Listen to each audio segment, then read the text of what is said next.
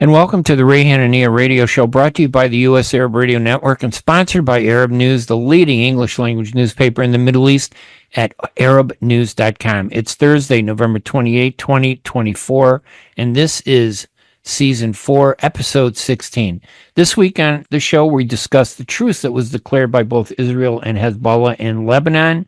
Why did Israel accept it? Will it hold? The consequences of Israel's violence in Lebanon and the impact Israel's violence has on Gaza and the entire Middle East. We'll talk about the role of Arab Americans in the presidential elections with our guest, Jim Zogby, who is the president and founder of the Arab American Institute. Jim also talks about running again for the position of DNC Vice Chair. We're also going to have international legal expert Brad Roth, who's going to help us understand the significance of the International Criminal Court and the recent arrest warrants issued for Israeli Prime Minister Benjamin Netanyahu and threats by American politicians against any country that tries to enforce the ICC arrest warrants. Brad Roth is a professor of political science at Wayne State University in Detroit and visiting scholar for fall 2024 at the Mitchell Institute for Global Peace in Belfast. The Ray Hanania Radio Show is broadcast live every Thursday at 5 p.m. on WNZK AM 690 Radio and rebroadcast Monday at 5 p.m. on the U.S. Arab Radio Network in Michigan. It's also available online at arabnews.com/Ray Radio Show and on Facebook.com/Arab News. Get more information on me at arabnews.com or on my personal website for my columns at Hanania.com. We'll be right back with our guests right after these messages. ArabNews.com, bringing you breaking news from across the Middle East and the latest on Arabs in America. Get inside the latest headlines with expert analysis and insights at ArabNews.com. Join over 5 million Facebook fans and over 10 million monthly readers. ArabNews.com, news that matters to you. Get ready for an amazing experience at Ishtar Restaurant on 15 Mile Road in Sterling Heights. Enjoy excellent hospitality from owners Ali Al-Baghdadi and Fatty Bonham, serving the best in Mediterranean food. Try Chef Ali Al-Baghdadi's famous shawarma, the best Iraqi grills and food, and the best Arabic and international dishes. Dine in our authentic atmosphere or take out. Call 586-698-2585 or check us out on Facebook. Ishtar Restaurant practices all CDC guidelines and is open every day 11 a.m. to 10 p.m. Have an amazing experience today at Ishtar Restaurant, 3625 15 Mile Road, Sterling Heights. With more than 30,000 successful in vitro fertilizations, IVF Michigan is now ranked as one of America's best fertility clinics according to Newsweek magazine. IVF Michigan fertility centers are the recognized leaders in high-quality fertility care. With locations in Bloomfield Hills and 9 other cities in Michigan and Ohio, IVF has experts in all aspects of the field. A founding member, American board-certified Dr. Nicholas Shama, is one of the leading reproductive endocrinologists in Michigan and Ohio. He has performed over 20,000 successful IVF cases, and it's helped thousands of couples fulfill their dreams of parenthood. When it's time to get personalized care from Dr. Nicholas Shama at one of America's best fertility clinics, call IVF Michigan Fertility Centers in Michigan and Ohio toll-free at 855-952-9600. 855-952-9600. Life for Relief and Development has now been rated as one of the best charities for humanitarian aid. Life's humanitarian projects span the globe, and Life is celebrating its 30th anniversary of providing essential life-saving aid to people and communities in 36 countries, regardless of race, color, religion, or cultural background. Where there is life, there is hope. And when disaster occurs here or around the world, including being one of the first responders to the Turkey-Syria earthquake crisis, Life for Relief and Development rushes in to provide food, medical aid, and shelter to those in need. We are looking to help the earthquake victims, and we take 0% overhead on emergency donations. So please help improve these efforts. Learn more about our involvement to help the helpless and bring hope where it's needed most, and make your tax-deductible donation to Life for Relief and Development now at lifeusa.org or call 248-424-7493. That's 248-424-7493. Michigan's winter forecast is snow, snow, and more snow. And for a little variety, ice. Since that means slippery roads, stay safe by following these driving tips. Don't use cruise control on ice and snow.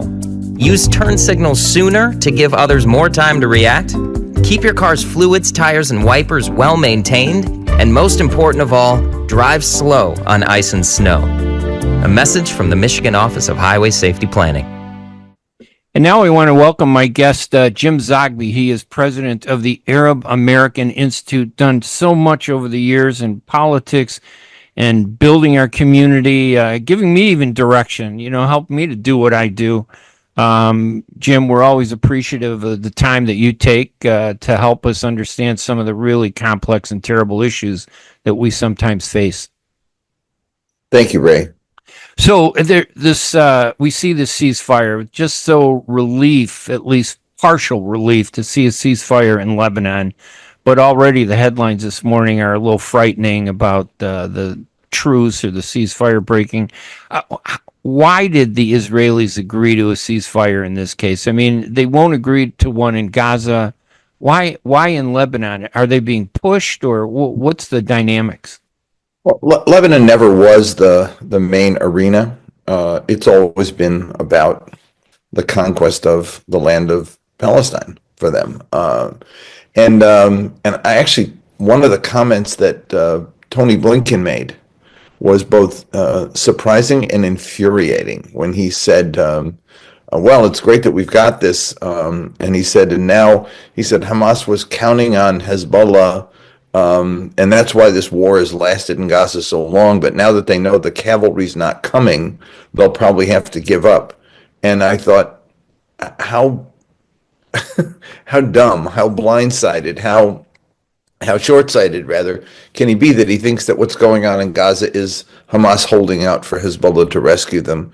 Right. This has always been about Israel destroying Hamas and the U.S. supporting them in that. There's never been a desire for a ceasefire or a peace agreement. Even when Biden announced a ceasefire an hour and a half after he announced the deal that he said Israel accepted, Israel said, we don't accept that. That's not our deal.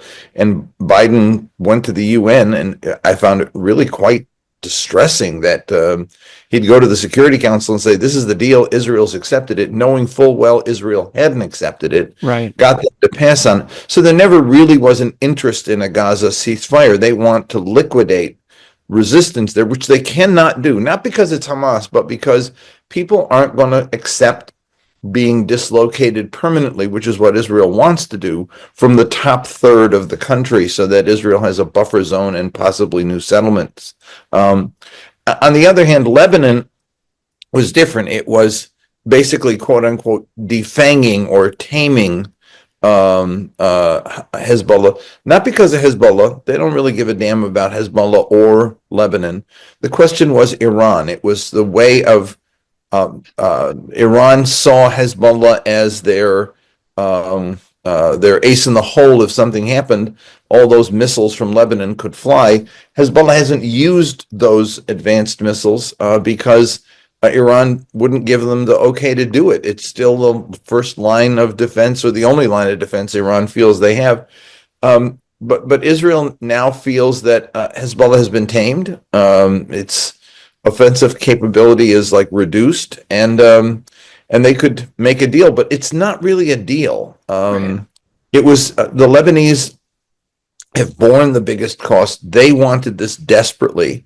Right. There's a danger of renewed sectarian conflict in Lebanon because 1.2 million Lebanese moving to other parts of the country, and they're Shia.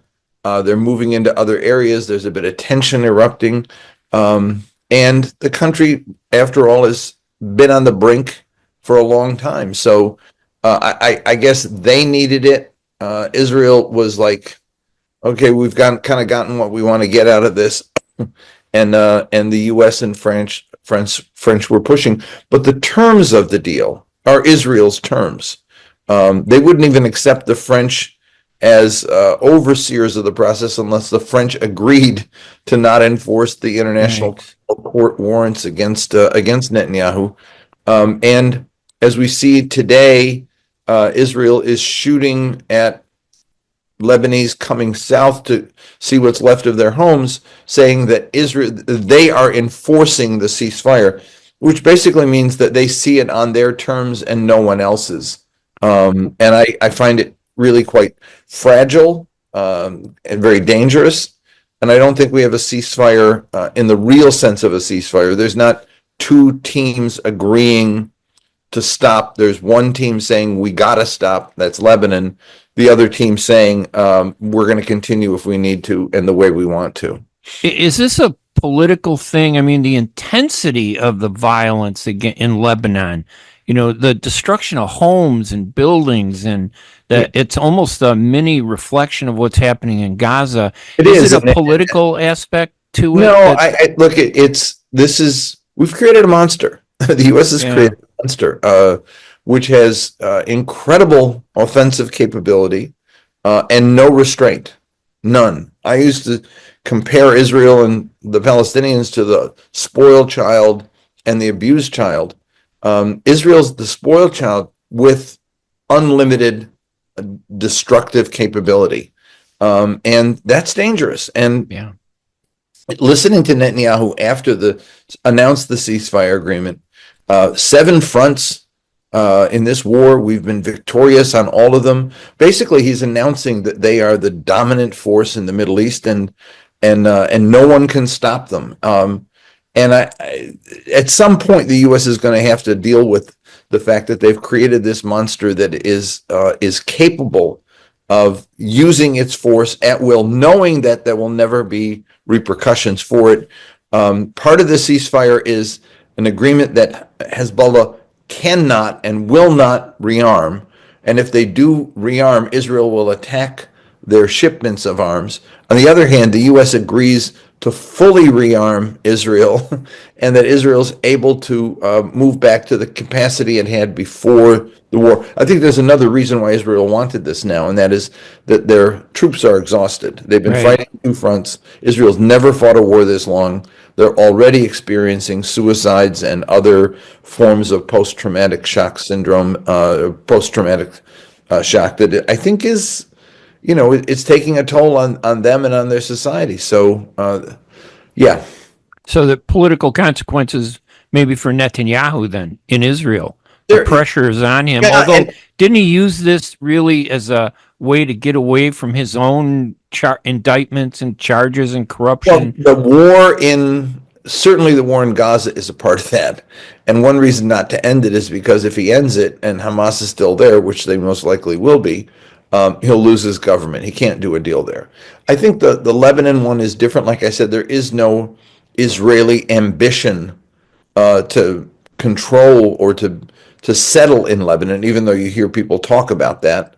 And you don't have any people in his government saying we're going to withdraw. Right. Out if you do this. And so it's a different ballgame. What was good about Lebanon for Netanyahu was that it was a distraction. He was able to say we're still at war, we're fighting, even though they're really not at war in Gaza anymore. What they're doing is just destroying and killing for the sake of destroying and killing. I mean, it's bloodlust almost. And I know people are going to say, "Oh, Zogby's an anti-Semite for saying this." No, but I know. How else do you explain when you're almost daily blowing up buildings with families in them because you say it's a targeted killing? My definition of targeted is you kill a person. It's not you kill everybody in the vicinity of that person.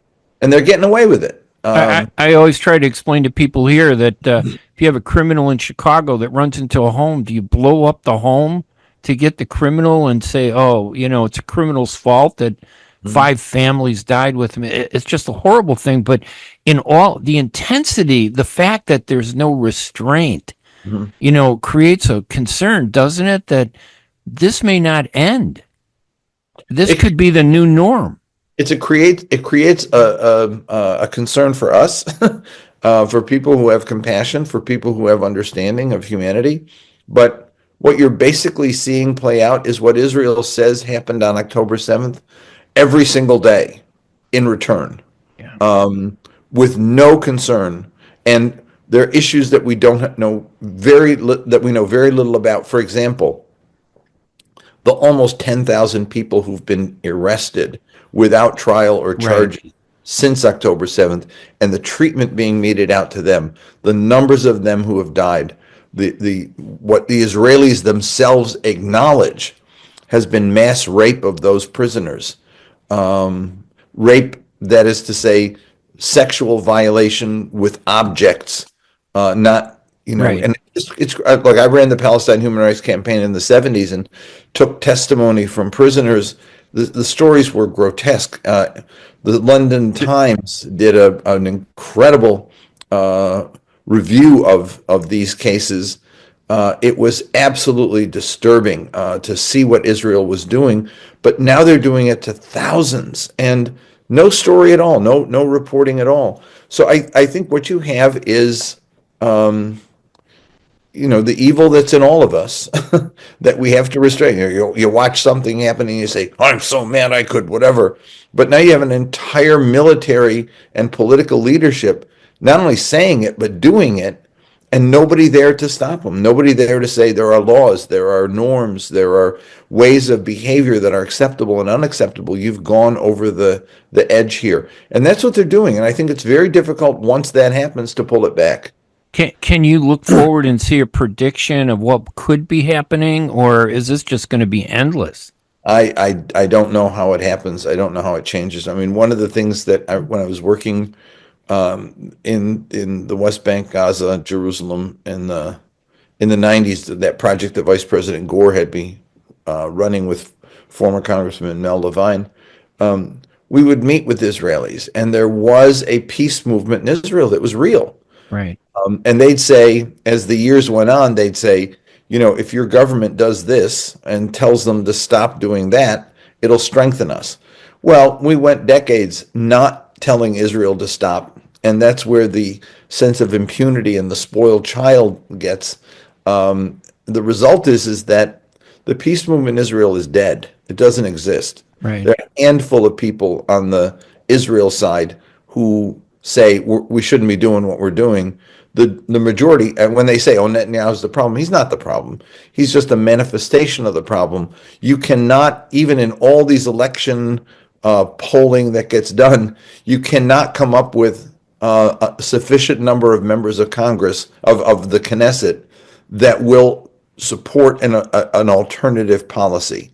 If it's not Netanyahu, it's Gideon Sa'ar. If it's not him, it's you can list the names of them, but almost every one of them agree with the same philosophy that Netanyahu does. The one thing they disagree on is whether or not the religious, ultra-religious, should be given the rights that they are being given in Netanyahu's current government. But they all agree on annexation. They all agree on the fact that Palestinians should be a subordinate people, that they have no rights in the land of Israel. And the number of Israelis who disagree with that has dwindled. And that's our fault here in the United States. We sucked the life out of the peace movement, gave them no support, and we encouraged this bad behavior. So no, when I look forward, Ray, I don't see a future. I don't see it right now, especially because the only thing that would change it would be pressure from the United States. Right. Not just pressure, but real pressure in the form of, we're not giving you weapons, we're not going to defy the International Criminal Court, we're not going to support you at the UN. And Joe Biden had 3 opportunities to do that in the last 2 weeks, turned them all down. You can't tell me, how is Donald Trump going to do differently? And can you find a majority in Congress who will take a different path? And the answer is no. We're growing. I mean, I'm thrilled over the last 10 years to see the number of members of Congress who are coming forward. It's great, but we still have more work to do to get a majority who will challenge this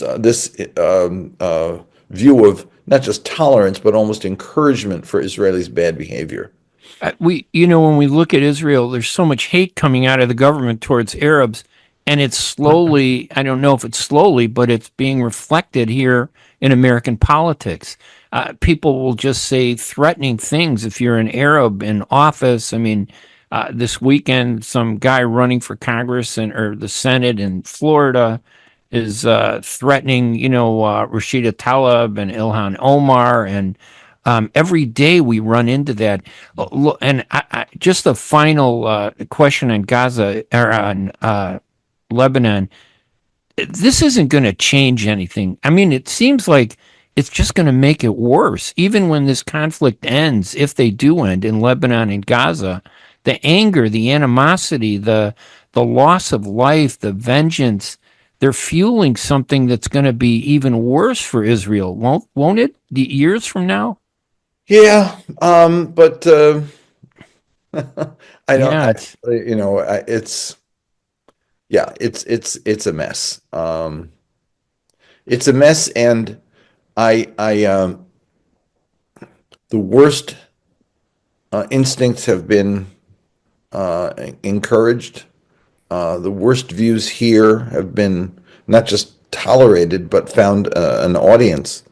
And I don't find the countervailing force to stop it yet. But I do think that never means we give up. It always means that we continue to find a way to move it. And when I look back at where we were 20 years ago and where we are today, we are making some progress. The situation has gotten worse, but we're getting stronger. And no reason to give up, just reason to kind of continue to look for the pieces that we can put together to make change. But we should never make any bones about it. This is a very difficult situation we're in right now, and it's not going to get better before it gets. It's not going to get better anytime soon. We have to do a lot more work to get it there. And it is having an impact here in the United States with the Arab and Muslim community. Increased racism, increased discrimination, anger. And although on the other hand, all of that anger and hatred is pushing a lot of Arab Americans to say, you know what, I got to do something to make a change here.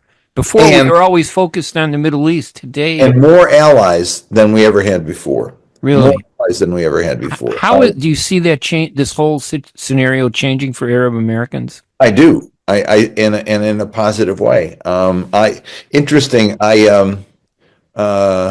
was so angry by the outcome of the election, by the behavior, the way the Democratic Party and the Harris campaign operated, that I decided I'd run for vice chair of the party. Almost immediately, Politico did a story, pro-Palestinian activist to run for DNC chair. I was outraged. I mean, look, I am pro-Palestinian activist. They label you, right? But 32 years on the DNC, 17 on the executive committee, 12 chairing the resolutions committee, 12 chairing the ethnic council. That's what they come up with as the definition. It's racism. Right. But I almost didn't have to say anything about it because so many people were furious at that headline and the racism involved. 20 years ago, that wouldn't have happened. People would have said, oh shit, he's running. Right. Now it's like, no, the issues you're raising are important. We've got to support you, and damn them for saying this. So it's almost like it was a trial balloon to see if that would sideline me. It didn't work.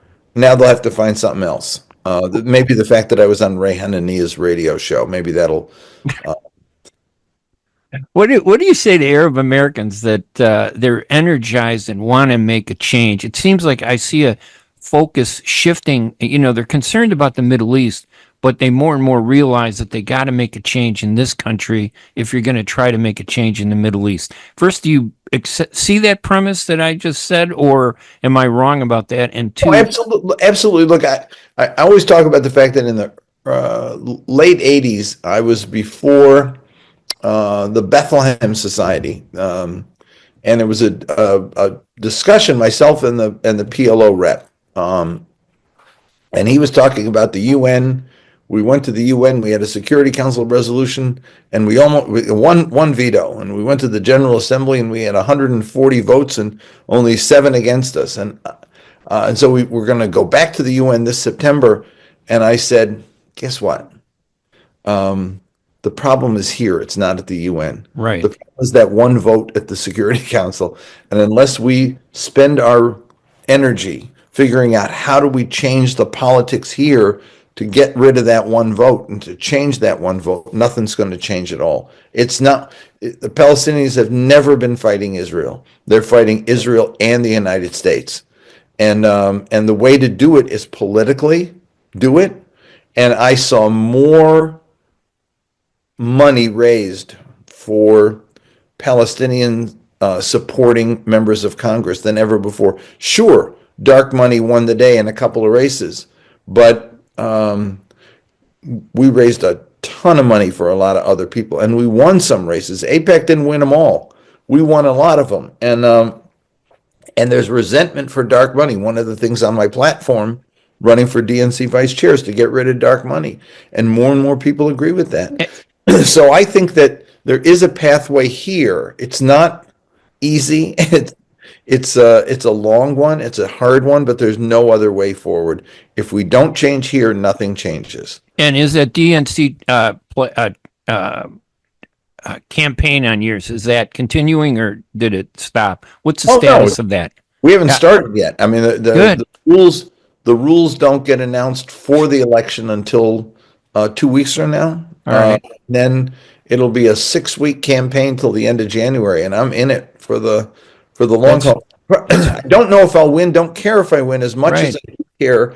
I want issues raised, and I want to be able to say that we have dealt with corruption. We've dealt with lack of transparency on budget. We've dealt with democratic decision making. We've dealt with dark money. We've dealt with all these issues. I want to raise those issues and have them heard. And I think, from the support I've gotten so far, we're going to have a chance to do it, and I'm looking forward to it. And that's a reflection of the overall Arab American community in terms of politics, running for higher office, local governments, all these different positions. We've seen a surge in the Chicagoland area of many, many Arab Americans running on local issues, taxes, schools. Of course, they have in their heart Palestine, Lebanon, but the focus seems to have shifted. How do we help you? How does the Arab American community help you? Because now I see you as a candidate. I'm going to include you in all the focus that I do on political writing. It's important to get that out. When you're saying that, when you said that, all of a sudden I said, yeah, because I've never run. I've always been supporting candidates since we started the Institute. Yes, hundreds and hundreds of. I said, wait a minute, I'm a candidate now. Yes, I never thought of it that way, but you're right. I don't need support right now. What I need are DNC members. They're the only ones who vote to support me. Write about it, talk about it. We got to get the word out. If you know any DNC members, call them and tell them we want. There are a few. Yeah, want you to support this guy. In Chicagoland, my colleague on the Ethnic Council, Maureen Pekarsky, supporting me. And there are other members of the DNC there, and I would love their support, because I do think that these are issues that we have to debate and raise, because we can't continue doing business as usual. Look, this last cycle, over $1 billion spent, and the fact is that the DNC ought to be the governing body in this case. We will never know where it went, how it was used rather, and whether it was effective. And the bylaws say that we should annually review the budget and the effectiveness of the expenditures and staff. That won't be done unless we force it to be done. That's what I'm trying to get done here. How did the decisions get made? Who made the decision to not have a Palestinian speaker at the convention? Why can't we get an answer on that? It would have been absolutely beneficial to the who made the decision to campaign with Liz Cheney?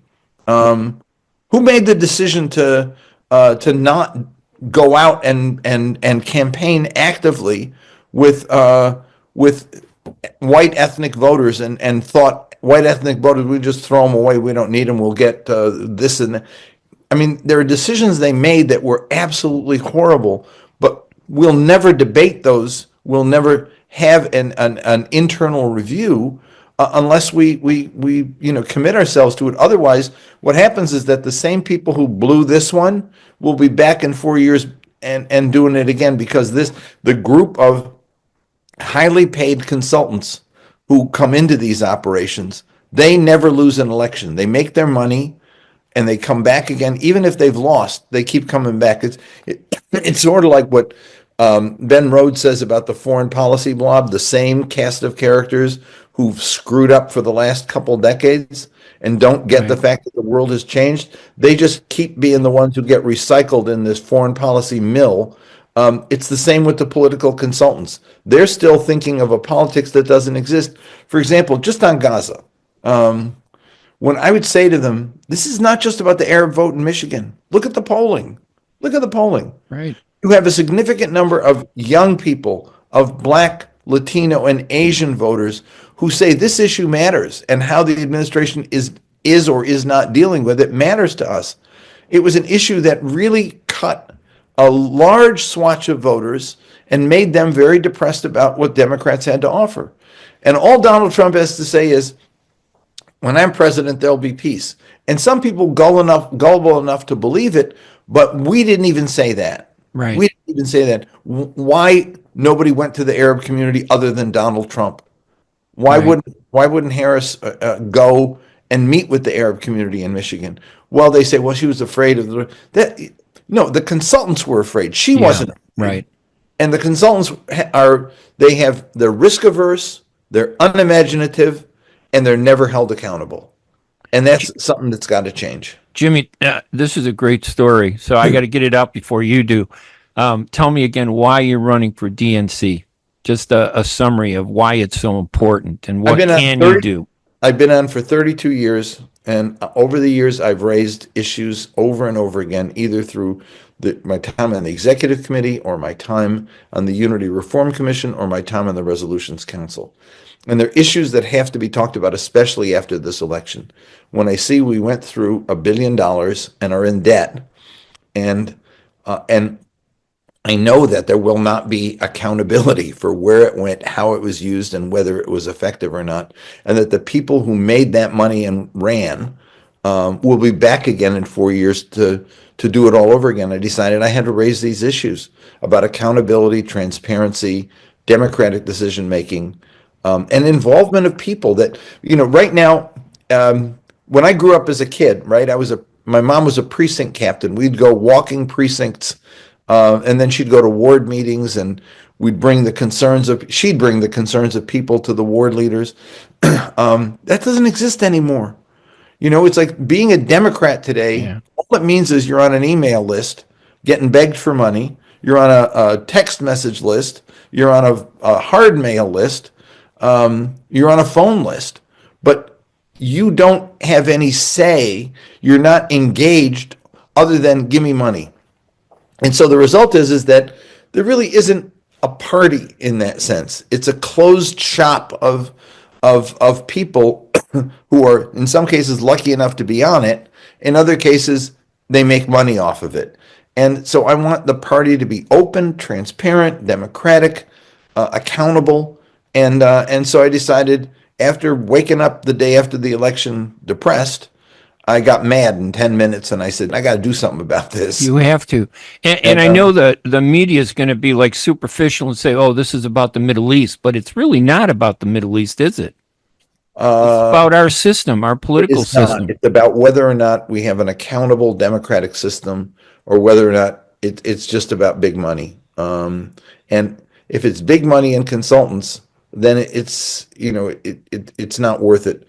But it is, to me, as somebody who grew up in politics, it is worth it to challenge that and change it. And I know that there are enough people who feel that way.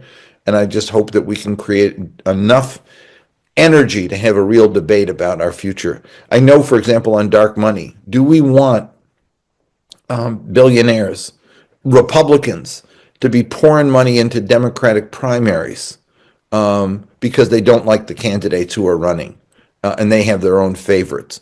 And if we let them do it, then where will we be 10 years from now? When right now it's AIPAC doing it, but in 10 years from now, when Big Pharma is doing it and Big Oil's doing it and everybody else is, the gun lobby's doing it, we'll have elections that get bought and sold, which they pretty much are now anyway. But voters will have less and less say in this operation because it's the money and the consultants who end up driving the engine. And I find that unacceptable and undemocratic. We've gone from a democracy to an oligarchy, and frankly, that's got to change. My guest, Jim Zogby, great leader, and not just in the Arab American community, but for Americans. You've really understood. You've always approached politics from a very fair way, and it's always about doing the right thing, and I think that's phenomenal, Jim. I wish you luck, and I want to wish you happy Thanksgiving. Thank you for joining us this morning. Thank you, and thanks to everybody out there listening. Thanks, Ray. We're going to take a quick break for some ads, and when we come back, we'll continue with our discussions. So hang tight. We'll be right back right after these messages. Michigan's winter forecast is snow, snow, and more snow. And for a little variety, ice. Since that means slippery roads, stay safe by following these driving tips. Don't use cruise control on ice and snow. Use turn signals sooner to give others more time to react. Keep your car's fluids, tires, and wipers well maintained. And most important of all, drive slow on ice and snow. A message from the Michigan Office of Highway Safety Planning. As the weather gets colder, it's a good idea to layer up with scarves, hats, and mittens. Another layer of protection this season is to get your flu and COVID-19 vaccines. You can get both vaccines at the same time.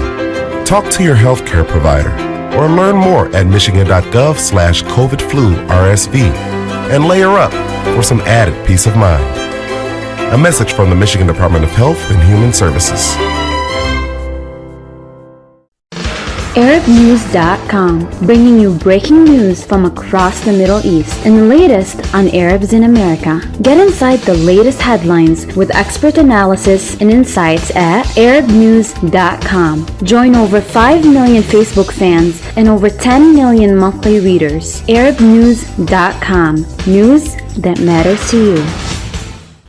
At Top Rehab Physical Therapy Clinic in Dearborn, we provide effective physical therapy sessions in order to limit pain and discomfort. Top Rehab provides physical therapy care for any diagnosis prescribed by a physician, and we regularly see and treat conditions such as stroke, TMJ, fibromyalgia, sciatica, joint pain, and more. We use a variety of pain management methods, including modalities, soft tissue mobilization, and therapeutic exercise. If you're in need of physical rehabilitation or physical therapy, get the highest quality health care at Top Rehab. Most insurance is accepted, and we're open Monday, Wednesday, and Friday 8 to 6, Tuesday and Thursday 8 to 5, and Saturday 10 till 2. Call for an appointment today at 313-846-0555. That's 313-846-0555. Choose Top Rehab Physical Therapy Clinic on Michigan Avenue in Dearborn. Life's too short to be in pain.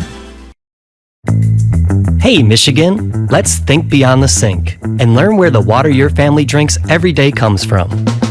Private wells and public water supplies allow homes across Michigan to draw water from different sources, like lakes, rivers, and groundwater. Tap into the facts about your home's water source and learn about your home's water quality to protect your family's health. Visit michigan.gov/care for MI drinking water. A message from the Michigan Department of Health and Human Services. Ziyad brand. Quality products from our family to yours. Ziyad Brothers Importing offers the finest quality products, including brands like Sultan, Kraft, Nestle, Hook, Rico Picon, Donna, and many more. Ask your retailer to carry these fine products because you deserve the very best. For more information, visit our website at www.ziyad.com. That's www.ziyad.com. Ziyad, quality products from our family to yours. Now I want to welcome my next guest, Brad R. Roth, who is professor of political science and law at Wayne State University in Detroit, and he is a visiting scholar for fall 2024 at the Mitchell Institute for Global Peace, Security, and Justice at Queen's University in Belfast, where he is now. Brad, thank you so much for joining us on radio today. Thank you. I couldn't think of a better person to help me understand the International Criminal Court. I mean, it's a great news story to people that are interested, but there's a legal aspect to it that I think is beyond the scope of many of the people who read these stories. And I was hoping that you can help us understand the dynamics of the ICC, its arrest warrant issued for Israeli Prime Minister Benjamin Netanyahu, and I think the Defense Minister Gallant, but also for the Hamas leader. I think that issued an arrest warrant for Vladimir Putin, the president of Russia, which I know we cheered when that happened, but the U.S. isn't cheering the ICC arrest warrant for Netanyahu. What legally, what's going on here?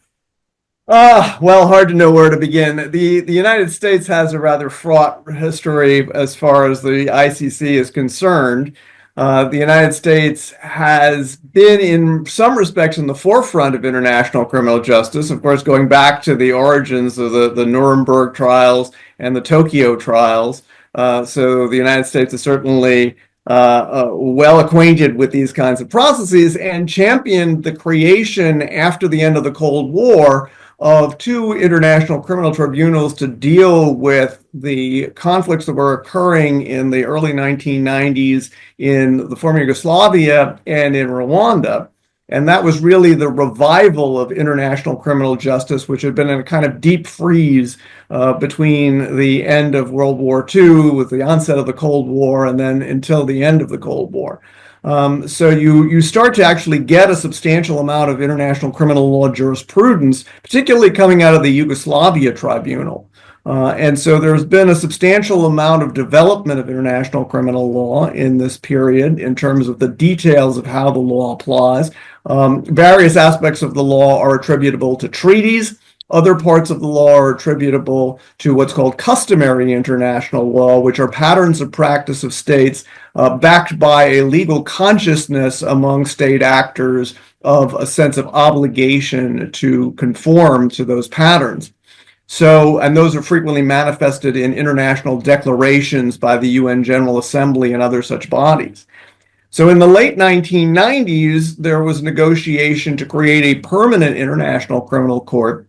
And that resulted in something called the Rome Statute in 1999, which created the court. The statute, which is a fancy way of saying a treaty that establishes an international body. The International Criminal Court comes into being 4 years later in 2002. And so the court has been established and sits in The Hague in the Netherlands. And it has jurisdiction not over everything, but over the combination of the nationals of the states' parties, of which there are now, I believe, 124, but not including the United States, not including Israel, not including Russia, not including China, some other major states. So it's a sort of Swiss cheese here. In terms of what it covers, but most of the European countries are parties to the ICC and other major countries of Western liberal democracies. So the ICC has jurisdiction over the nationals of states parties, but also over crimes committed on the territory of states parties. And not only states parties, but states that specially consent to having particular sets of activities governed by the ICC statute. So a state that's not a party can confer jurisdiction over a situation, as it's called, and then both its nationals and the nationals of other states that commit crimes on the territory or crimes that are committed from off the territory but that have direct effects within the territory, that those can be prosecuted, those are subject to the jurisdiction of the court. Palestine is understood to be a state by about 138 members of the international community. And the ICC has effectively gone along with that idea and so has conferred upon Palestine the capacity to give jurisdiction over the situation in the territories essentially defined by the 1949 to 67 borders. So we see that the United States was involved in the Nuremberg trials. I'm sure they helped set it up, right, with the Allies after World War II.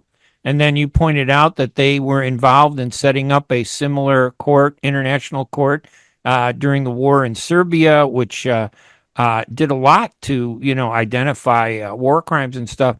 But apparently they're not too happy about the International Criminal Court.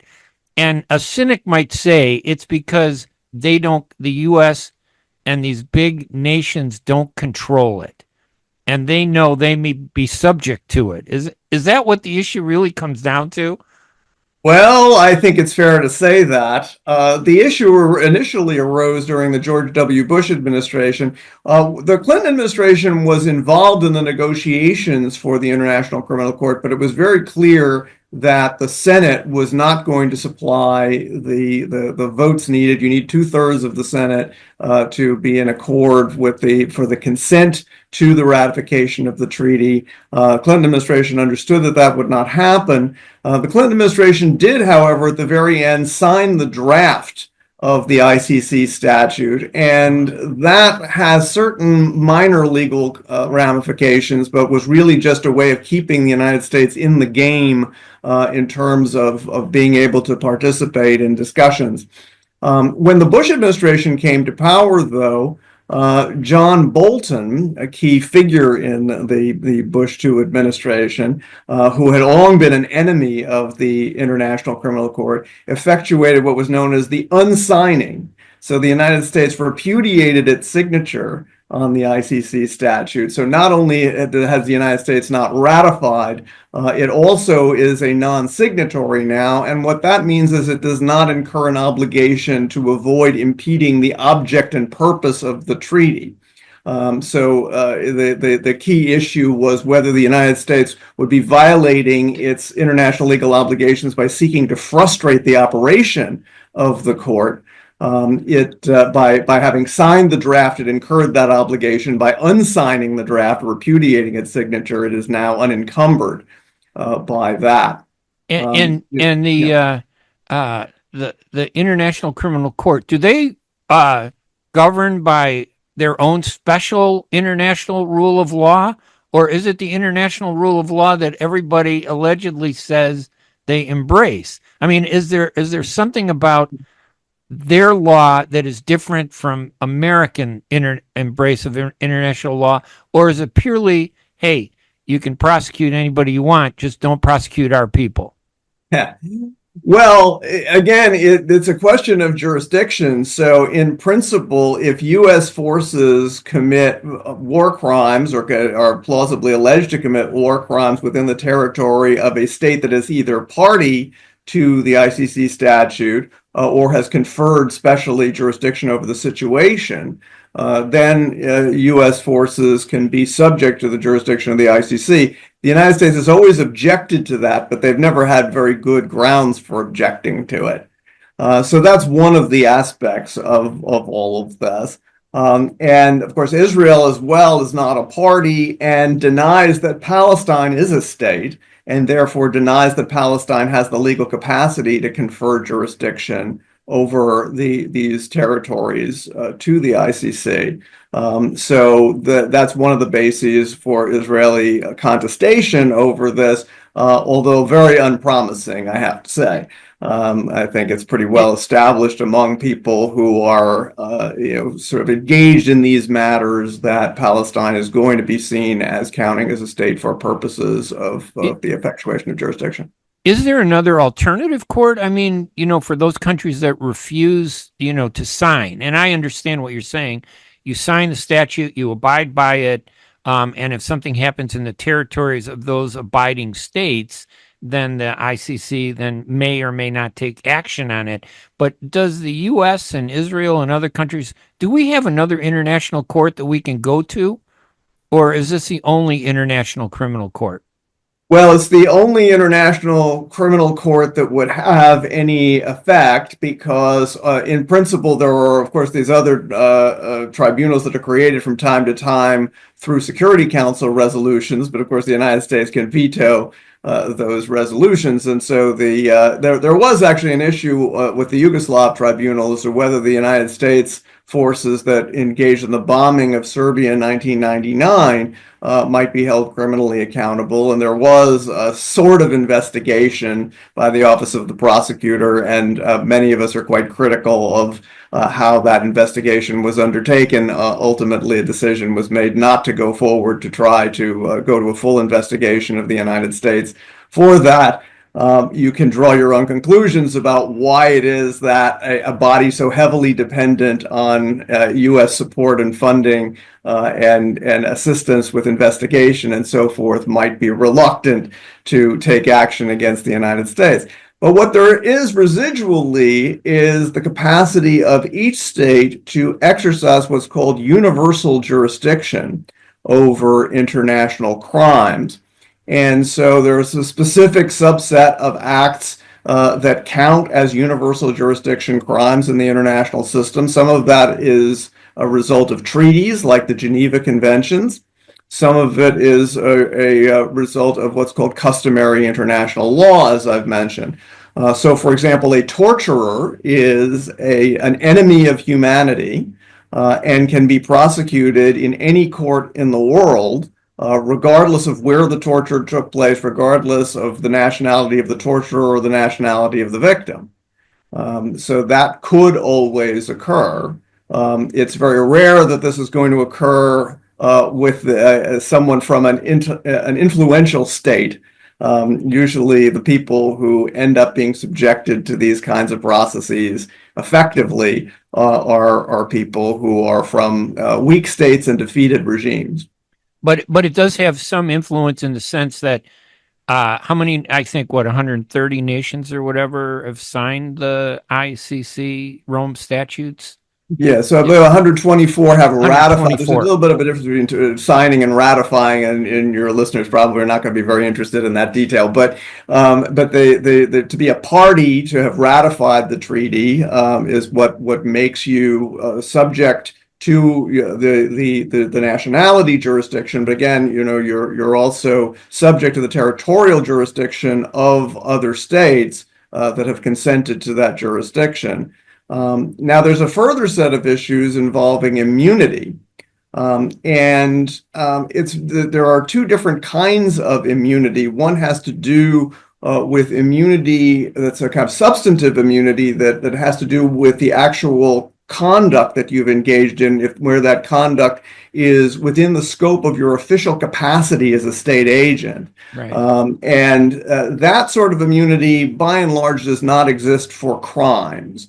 When states are seen to have consented to the establishment of an international crime, they've not only renounced a practice, they've renounced the capacity to immunize the practice.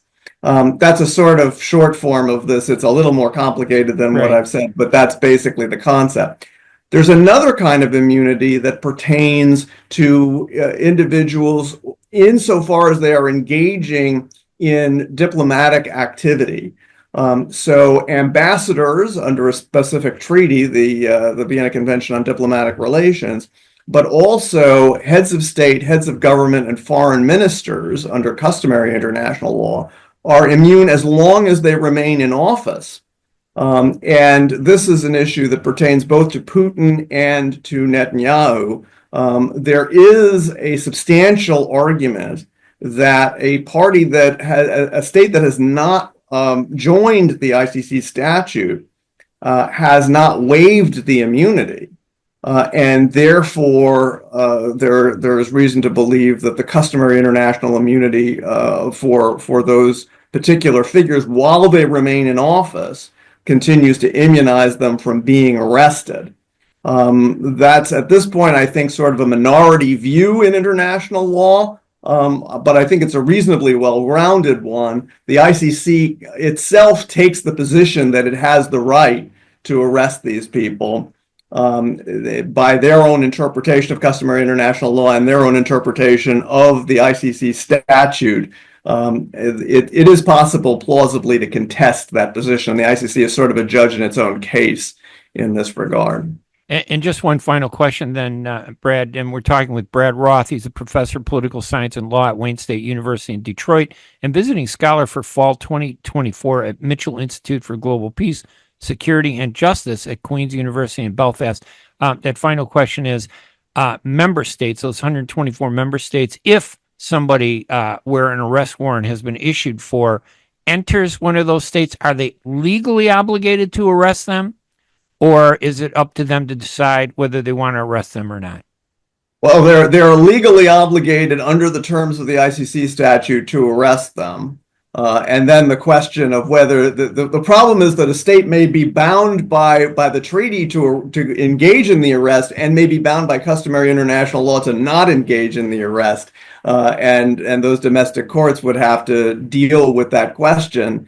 And how that would come out is anyone's guess. I think it's going to ultimately be determined more by the politics than by the actual legal working out of the doctrine. But most people would say that these states are legally obligated, and indeed, the United Kingdom has indicated that it regards itself as obligated to fulfill the arrest warrant. Yeah. All right, Brad, listen, first of all, thank you so much for joining us today, and I wish you a happy Thanksgiving. And I know they don't technically celebrate Thanksgiving in Ireland, a beautiful country, by the way, but I'm sure that you'll enjoy it. Thank you so much, Brad. Thank you. Take care. We're going to take a quick break for some ads, and when we come back, we'll continue with our discussions. So hang tight. We'll be right back right after these messages.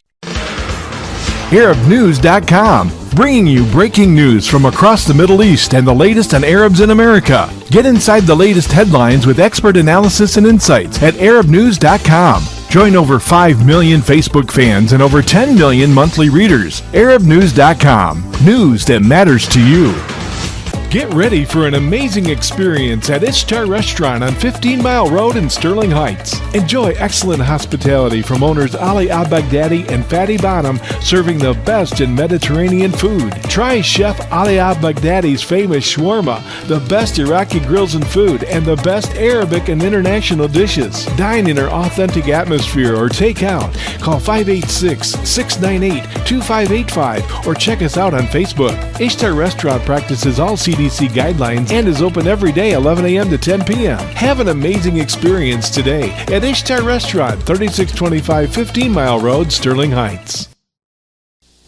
With more than 30,000 successful in vitro fertilizations, IVF Michigan is now ranked as one of America's best fertility clinics according to Newsweek magazine. IVF Michigan fertility centers are the recognized leaders in high-quality fertility care.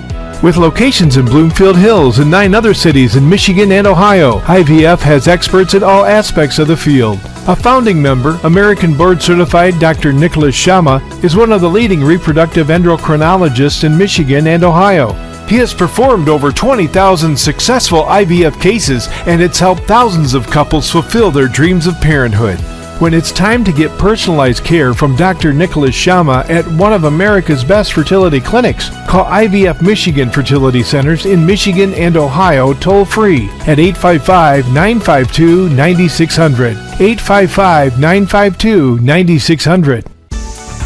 Life for Relief and Development has now been rated as one of the best charities for humanitarian aid. Life's humanitarian projects span the globe, and Life is celebrating its 30th anniversary of providing essential life-saving aid to people and communities in 36 countries, regardless of race, color, religion, or cultural background. Where there is life, there is hope. And when disaster occurs here or around the world, including being one of the first responders to the Turkey-Syria earthquake crisis, Life for Relief and Development rushes in to provide food, medical aid, and shelter to those in need. We are looking to help the earthquake victims, and we take 0% overhead on emergency donations. So please help improve these efforts. Learn more about our involvement to help the helpless and bring hope where it's needed most, and make your tax-deductible donation to Life for Relief and Development now at lifeusa.org or call 248-424-7493. That's 248-424-7493. Are you going to start a restaurant or grocery store soon? Do you need floor plans and designs? Call Najee Abood at 734-744-9796. Do you want to buy kitchen and restaurant equipment at discount prices? Call Najee Abood now, 734-744-9796. New Concept Products and Design, the trademark of kitchen equipment. 5% discount on all purchases of $75,000 or more. New Concept Products and Design, new location, 31185 Schoolcraft in Livonia. Learn more at www.newconceptproducts.com. Call Najee Abood, 734-744-9796. And thank you for listening to the Ray Hanania Radio Show, brought to you by the U.S. Arab Radio Network and sponsored by Arab News, the leading English language newspaper in the Middle East, at arabnews.com. I hope everybody has a great Thanksgiving holiday. I want to thank both my guests, Jim Zogby, president and founder of the Arab American Institute in Washington, D.C., and Brad Roth, professor of political science and law at Wayne State University in Detroit, for helping us understand some really complex and painful issues. I'm Ray Hanania. We'll see you again next week. Thank you so much. Bye-bye, everybody.